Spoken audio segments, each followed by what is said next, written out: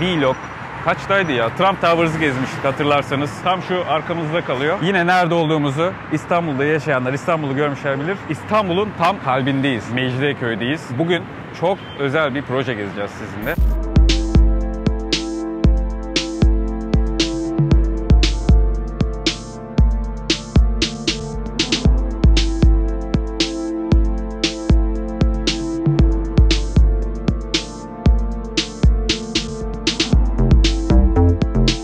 Ben burada videoya başladığımdan beri tam belki 1000 kişi falan geçti. Burası şu anda üstümüzdeki köprü arkadaşlar. E5 yani 1. köprüye giden yol. Ne oldu? Kapıyı açın adama. Çok gürültü var. Şurada merdivenden çıkalım. O yüzden dedim ya Mecidiyeköy İstanbul'un tam ortasında. 1. köprüye böyle buradan 5 dakikada varabiliyorsun. Arkamız Gayrettepe, yanımız Şişli, diğer taraf Levent ve tam ortasında Mecidiyeköy. İşte toplu ulaşım var. Metrobüs hattı hemen yine bu üstümüzde gördüğünüz yoldan geçiyor. Bu metrobüs hattı bu arada İstanbul'un bir ucundan bir ucuna bağlıyor. Yani Tuzla'dan sanırım Beylikdüzü'ne falan bağlıyor. Ben üniversite döneminde kullandım. Ne kadar zorlu şartlar altında bir yolculuk olduğunu kullananlar bilir. Baksana böyle. Kilit. Bu trafikte ambulansı gitmeyi şansı çok zor değil mi? Bulunduğumuz bölgenin özellikle Galatasaraylılar için çok büyük anısı var, tarihi var. Şu anda bulunduğumuz topraklarda eskiden Galatasaray Spor Kulübü'nün, spor takımının ana stadyumu vardı. Neydi o? Ali Sami Yen. Galatasaray biliyorsunuz Seyrantepe Stadı'na taşındı. Ayazağa'da, Maslak'ta. Ali Sami Yen'in yerine dev bir proje yapıldı. Torun Center. Torunlar İnşaat'ın, Torun GYO'nun yaptığı bir proje. Otel, ofis blokları ve yaşam rezidansları mevcut. Biz bugün Torun Center'da muhteşem bir daire gezeceğiz. Sizinle birlikte ilk defa gezeceğim. Bunu her seferinde söylüyorum ama gerçekten dürüstüm. Ve bu yolda da ilk defa yürüdüm. Dışarıdan bir bakın.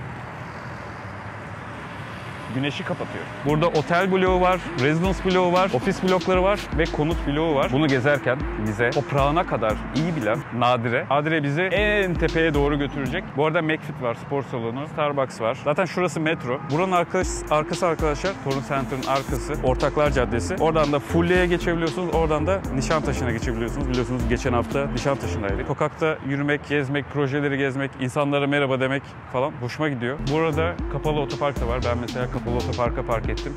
Yukarı çıktım. Burası binanın ana girişi. Buradan aracınıza girdiğiniz zaman burada vale hizmeti var residence'ın.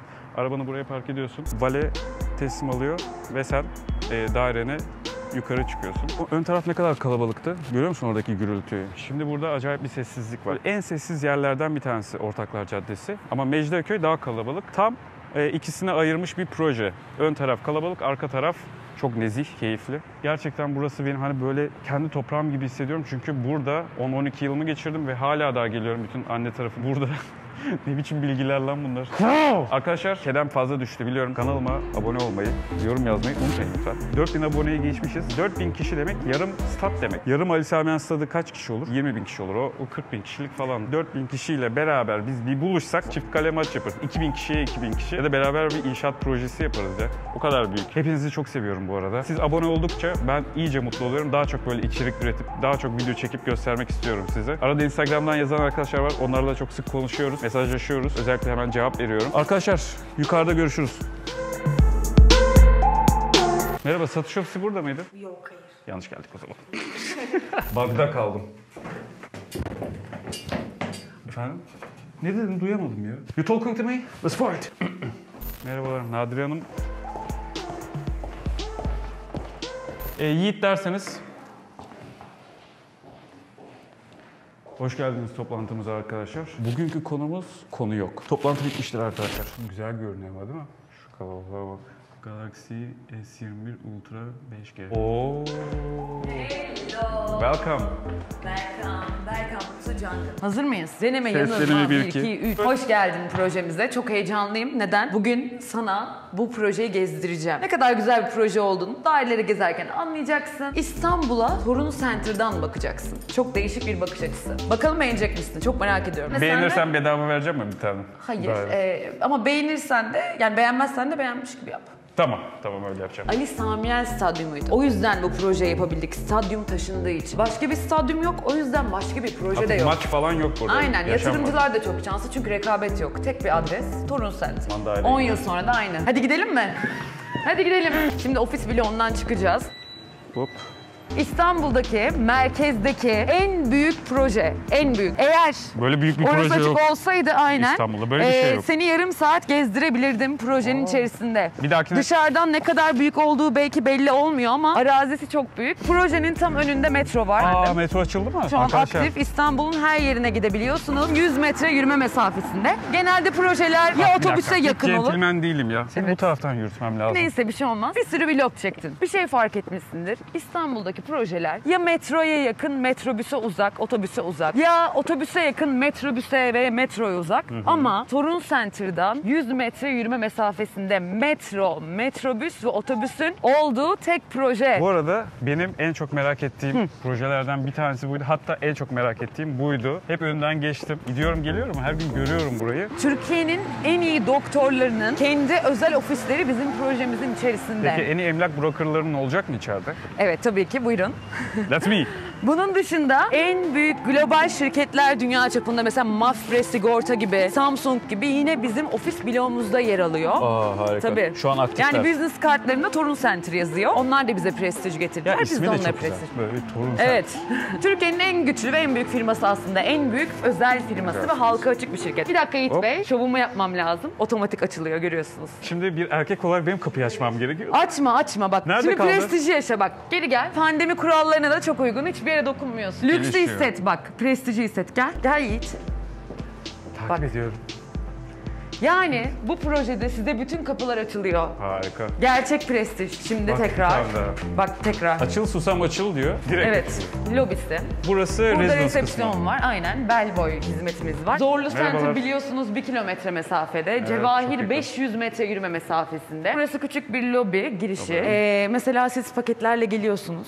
Bellboy geliyor. Sizin paketlerinizi evinize kadar getiriyor. 5 yıldızlı otelde mesela. Bavullarımızla gidiyoruz ya. Bavulları odaya getiriyorlar. Burada da aynı servis var. Yani ki burada var. yaşayanlara çok iyi bakıyoruz gerçekten. Ellerini soğuk sudan Ben sıcak suya suya sokmuyoruz. Yiğit, en önemli nokta ne biliyor musun? Burası Türkiye'deki ilk aile konseptli tower projesi. Böyle gökdelenlerde çoğu stüdyo ve 1+1'lerden oluşuyor. Ama bu projede stüdyo daire hiçbir şekilde üretilmedi. Dolayısıyla bir katta çok az daire var. 42 kat. Evet, ben şimdi seni bir şaşırtayım, bir 4+1 göstereyim. 42 kat var arkadaşlar. 42 katlı kulede hiç stüdyo daire yok ve 1+1 sayısı çok az. Yani bir yatırımcı varsa daire almak isteyen, kira getirileri çok yüksek, çok hızlı kiralanıyor çünkü bölgedeki tek proje. Ay basmayı unuttum Yiğit, beni konuşturmayı tuttum. Beni algıla. Nadire'nin Instagram hesabını takip edin. Dev Nadire Gülçin. Nadire ne demek? Rareless bulunan. unique. Nadir bulunan değil yani. Nadir bulunan. Aynen, az bulunuyor. Az bulunuyor. Çok enerjik ya. Vallahi harika. Lütfen aşağı çeker misiniz kameraman bey? Bir kattaki ne kadar az daire var? Hangi 4 residence'da, tane hangi var. tower'da böyle daire var? Şimdi 210 numaraya gidiyoruz. Yatırımcılara küçük bir ipucu veriyorum. Bir katta 16, 18, 20 daire varsa bilin ki o projede çok fazla stüdyo ve 1+1 var. Daireler çok büyük o zaman. Hem daireler büyük hem aile konseptli. Şimdi bu manzaraya bakalım ne diyeceksin. 10 üzerinden puan vereceksin Yiğit. Görüyor musun kapıların güzelliğini? Hayalindeki ev açılıyor Yiğit. Bana atar. Açabilirsem. Evet. Bir dakika. Kameraman bey, lütfen manzarayı göstermeyelim Yiğit. Şşş, tepki verme.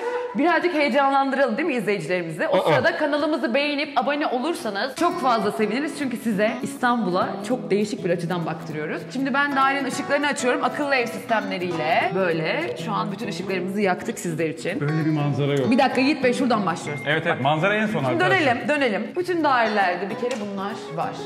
Tavan yüksekliklerini görüyorsunuz. Evet. Yani çok ferah bir daire. Aynalı olması çok güzel olmuş. Aynalı olması Değerini aynen. katmış. Şimdi Vesiyle- girdik. Bu 4+1 bir daire. 300 metrekare brüt. Tavanı yüksek. Gördüğünüz gibi komple cam. Normalde residence'larda cam genelde açılmaz. Ama burada otomatik bir butonla burayı açıyorsunuz, dışarı doğru açılıyor. İçeriye fresh bir hava geliyor. Ve klima sistemini de görüyorsunuz. Split değil. Valla kanalın sahibi o oldu.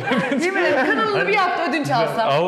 Vallahi bir kanal istiyorum bu aralar. Şimdi size müthiş bir manzara gösterelim. Böyle bir manzara yok gerçekten. İstanbul'un sahibi benim falan diye bağırmak istiyorum. Yani böyle bir şey yok. İlk önce sol cepheden başlayalım. Evet lütfen. Birinci köprü. Birinci köprü, direkt Boğaz Köprüsü. İstanbul'da İstanbul demek Boğaz demek. İstanbul'un simgesi Boğaz. Boğaz. Burada yaşayanlar hem bu müthiş evi hem lokasyonu hem de İstanbul'un manzarasını aslında satın almış oluyorlar.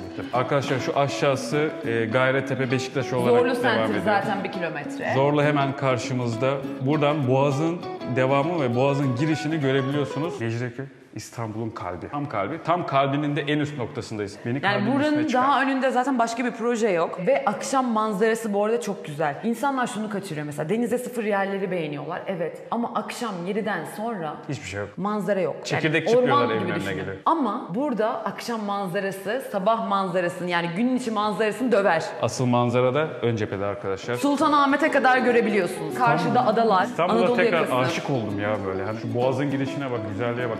Tablo gibi ya, tablo gibi. Evet. Akşam keşke aslında Yiğit. Manzarayı Gelebilseydim. beğendiyseniz videoyu yorum atın. Şimdi mutfak. Şimdi Benim en mutfak sevdiğim kısmı. kısım. Öncelikle mutfakta full eşyalı. Miele marka ürünler. Burada ben bazen Miel diyorum. Ben de bazen Miele diye okuyorum. Evet, Miele, Fransızca Miele. değil mi bu? Mile. Mile. Mile'ymiş doğrusu. Miel de okuyorum. Ama yani dünyanın en iyi markalarından bir tanesi biliyorsunuz ve burada full eşyalı Ve yine olarak bulaşık manzaralı. makinesi, buzdolabı, gördüğünüz gibi fırın, mikrodalgası. Şimdi buzdolabına bakar mısınız? En büyük boy. Mutfak için hiçbir eşya almayacaklar. Arkadaşlar gerçekten çok büyük. Benim elbise dolabım kadar ya burası. Kocaman. Yiğit sanki senin evinin kapısı kadarmış gibi geliyor. Evet. Aynen. Şu manzarada hiç düşünemiyorum yemek yaptığımı. Arkada da mesela California Dreaming şarkısını lütfen koyalım. O şarkıda böyle müzik. En çok yapmayı sevdiğin yemek ne? Yiğit ben yemek yapmayı biliyorum ama tercih etmiyorum. Çünkü ben akşam 10'da eve gidiyorum. Yoksa yapardım. Çok güzel bir mutfak gördüğünüz gibi. Şimdi burada bir misafir banyosu var. Yani salon, mutfak ve misafir banyosu. Bir detay var. Lütfen kameraman bey sizi böyle alalım. Sizi böyle alalım. Yani misafiriniz geldi. Şimdi bu kapıyı açmak zorunda değilsiniz. Ev halkı içeride uyuyor. Şöyle düşünün. Buradaki hiç kimse rahatsız olmayacak. Burada ses gürültülü, muhabbetler, kahkahalar. Buradaki lavaboyu da kullanacaklar. Mutfak da burada. Yani buraya ayırıyoruz aslında yaşam alanını. O da Şimdi mantıklı. Burada ilk odadan başlayalım. Evet. Toplamda 4 oda vardı arkadaşlar. 4 oda var. Bu ilk oda. yine görüyorsunuz manzarayı. Genelde residence'larda, yüksek katlı projelerde daha doğrusu odaların genişliği çok azdır. Aslında buraya 2 kişilik yatak sığıyor. Buraya dolap sığıyor. Her odaya 2 kişilik yatak sığıyor. Ve dolapları da sığıyor. Her odada manzara var. Evet. Diğer bir odamız. Ben de istiyorum. Hayaller ve hayatlar. Keşke benim de olabilse. Gerçekten. Zengin bir takipçim varsa bana bir tane hediye edersen bundan hayır demem ya. Evet. Başka nadire bir tane olsun. Beni de dahil ettiğiniz için çok teşekkür ederim. Gerçekten çok özel bir proje. Yani bu kadar güzel lokasyon, bu kadar güzel manzara ben zannetmiyorum İstanbul'da olsun. Bunu gerçekten burada çalıştığım için söylemiyorum ama bence burası çok farklı bir hikaye. Ve burada da bir diğer oda, bu 3. oda. Evet, mesela 3. oda diğerlerinden daha büyük. Yine burası aslında bir ebeveyn odası gibi. Her odada zaten dediğim gibi havalandırma sisteminde var. Şimdi ebeveyn odası. Şimdi bu arada bugün birazcık hava sisli gibi yani tam manzara aslında belli de olmuyor. Ya bir şey söyleyeceğim. İnsanlar boşuna aşık değil İstanbul'da ya. Bir kere bence her İstanbul'da yaşayan biri mutlaka buradan bir İstanbul'a bakmalı. Ben şu aşağıda yaşıyordum ya. Şurada arkadaşlar şu sokakta şu caddenin biraz sonunda yaşadım 10 yıl. Bir sürü Netflix dizilerinde falan İstanbul'u gösterirken bu projeyi dışarıdan hep çekip gösteriyorlar. Hatta bir sürü dizi çekildi. Giyinme odası. Burada kendi ait banyosu var. Evet. Şimdi Yiğit nereye gideceğiz biliyor musun? Bir tek Torun Center'da olan launchlara gideceğiz. Şöyle düşün. Mesela herkes Boğaz manzarası ister. Sonuçta Boğaz manzarasına sahip olmak ayrı bir lüks olduğu için. Tabii ki de ona göre ekspertiz raporları var. Her dairenin manzarası, katı, cephesi farklı olduğu için ona göre fiyatları var. Bazen bütçe uyuşamıyor isteklerle. Bu projede öyle bir şey var ki. Mesela şehir manzaralı bir daire alsalar da projeden ayrılmadan yani binadan ayrılmadan asansörüne biniyorlar. 11. kata çıkıyorsunuz. Panoramik Boğaz manzaralı lounge. Burada yaşayan insanlar evlerinde kahve çay bile yapmıyor. Çünkü evinde niye yapsın ki? Evi dağılmıyor bile. Yukarı çıkıyor. Misafirlerini lounge'larda ağırlıyorlar. Bir otel ismi vermeyeyim de Boğaz'a nazır çok kaliteli bir otel var. Onun bir roof'u var biliyorsun. Aynısı bu projede var. Böyle birisinden miras kalsa da vallahi benim şu anda param... Eğer şehir manzaralı daire düşünürsen indirim yapmak için şirket sahibimize görüşürüz. Gerçekten belli bir miktar param olsa ilk önce buradan alırım. Teşekkür ederim. Aynen daha önce sözleştiğimiz ve konuştuğumuz gibi Yiğit'ciğim. Lunchlara gidince oradan daha fazla çıkmak istemeyeceksin. Evet. Ha, götüreceğim mi? Evet gidiyoruz tabii ki. Şu anda arkadaşlar lounge kısmına gidiyoruz projenin. Asansöre bineceğiz. İlk önce en küçük lounge'u göstereceğim. 26. katta. Bu küçük. Sadece bir manzaraya bakmanızı İki tane istiyorum. lounge var. 5 tane farklı. 5. Evet. Arkadaşlar toplanın gelin. Yani bir tanesi mesela dolu olsa her zaman diğerlerinde yer bulabiliyorlar kendilerine. Bütün izleyicilerimi çağırıyorum, gelin 5 tane lounge var, tepe tepe kullanın. Aynen. Bu arada hani yurt dışından bir yatırımcı bunu izliyorsa şu anda, beni izliyordur büyük ihtimal vloglarımı, %100 buradan satın alması lazım. Bütçesi yettiği kadar. 1+1 alabiliyorsan 1+1, 2+1 alabiliyorsan 2+1 ama kesin al. Evet. Şimdi buyurun Yiğit Bey. Yes. İşte hayatın anlamı bu olmalı. Bence de. Oh, bak bu rezidanslarda yok. Yok. Teras alanı. Bu arada en küçüğü. Şimdi 11. kattaki 9, 10, 11 gerçekten çok büyük. Sanki İstanbul'un Misafirlerinizle de buraya gelebilirsiniz. uçuyormuşum gibi hissiyatı var böyle. Sanki dokunacakmışım gibi şeylere. Burada çalışıyorsun ya, arada gelip kafa dinliyorsundur burada Tabii mesela. ki. Sessiz sakin. Şimdi firma sahibimiz duymasın ama arada gidip bakıyorum yani Boğaz'a. Burada çalışıp bakmamak ayıp. Bakarım. Burada çalışıyorum. Buradan diğer launchlara geçiyoruz. Evet. Bu projenin mimarı bu arada Emre Arolat. Çok önemli bir mimar. Kendisine buradan selam söylüyoruz. Sağdan diyor. Rast diyor. Sonra da çap diyor. Şimdi bu kışın da değerlendirebileceğiniz bir lounge alanı. Merhabalar. Harika. Şimdi mesela misafirleriniz geldi. Buraya geliyorsunuz. Aha. Çay, kahve ne arzu ederseniz burada sizlere sunuyoruz. Manzaranın tadını çıkartıyorsunuz. Bu sadece bence açık yapmak da doğru değil. Açık alan. Çünkü yazın ve ilkbaharda kullanılabiliyor ama bu her zaman kullanılabilir. Bir film, bir dizinizi, her şeyi izleyebilirsiniz. Misafirlerinizi burada ağırlayabilirsiniz. Evet, burada oturanlar genelde tabii iş insanları da olacağı için Evet. burayı aktif olarak kullanabilirler. Çocukları unutmadık. Çocuklar için bir oyun Oyun alanımız odası var. 3 tane kat lounge burada. 3 ayrı kat, evet. Hem binanın aydınlatması çok değişik. Bir sürü filmde, dizide geceleri, gece görüntüsü yani kullanılıyor. Çok güzel arkadaşlar ya. Şimdi burada da yine Sultanahmet'e kadar görünüyor manzara. Nadire gerçekten tekrar teşekkür ediyorum ya. Bu muhteşem ya. İnanılmaz ya. Gel bak Yiğit, burada birazcık oturalım. Gel. Evet. Burası ilkbahar ve yaz için. Manzarayı anlatamıyorum arkadaşlar size çünkü manzara kendi konuşuyor zaten. Gel birazcık dinlen. Sen bunu hak ettin. Misafirleriniz geliyor. Ilık bir yaz akşamı. Açık havada. Boğaza nazır oturuyorsunuz. Ya da bir iş toplantınız mı var? Burada buluşuyorsunuz. Yani burası gerçekten çok özel. Bir sürü 5 yıldızlı otelin rufu var biliyorsun. Gidiyoruz, hesap geliyor. Ne kadar paralar ödüyoruz. Ama burada her şey ücretsiz. Ne? Evet. Evet, Çay, evet. kahve tabii.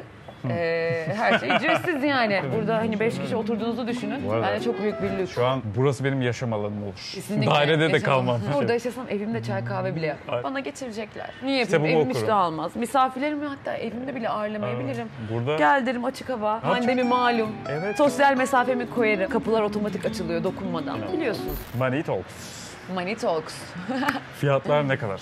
Şimdi fiyatlar ne kadar? 1+1 dairelerden 4+1'e kadar seçeneklerimiz var. Türkiye standartlarında biliyorsunuz 1+1 daireler ortalama 65 metrekare brüt, 70 metrekare brüttür. Bu projede 100 metrekare, 115 metrekare 1+1'ler var. 1+1'ler bu arada ödeme seçenekleri de var. Nakit olarak $400.000'dan başlıyor. Tabii katına, cephesine ve manzarasına göre değişiyor. Ama örneğin Boğaz manzaralı, gerçekten müthiş Boğaz manzaralı bir 1+1 daireyi $460.000 nakit ödeme şartıyla satın alabilirler. KDV'mizde %1 yani KDV avantajı var. Bizim gezdiğimiz 4+1'i kesinlikle soracaksın. Hatta bence başlığı bunu yapacaksın. O 4+1'in nakit fiyatı $2.200.000.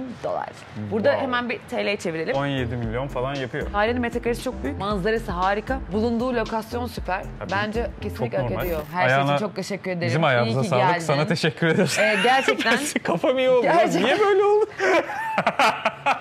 Bizi ağırladığın için çok teşekkür ediyoruz. hiçbir şey yapmadım. Ne yaptım? Ne yaptım? Alt tarafı 40 dakika sana. Alt tarafı 40 dakika. Projeyi gezdirdim.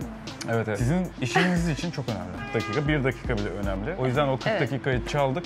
Aşk Sana olsun. borcumuzu Her zaman bekleriz. Her zaman. belki 5 yıl sonra falan ödeyebiliriz. Bir tane daire alırsam kendim falan. Hayır, aşk olsun. Açıklama kısmına Nadire'nin mail adresini, Instagram adresini bırakacağım. Nadire ile iletişime geçebilir veya benimle de gezebilirsiniz. Ben kendi mail adresimi de bırakacağım. Bakalım hangimizi daha çok ekleyecekler.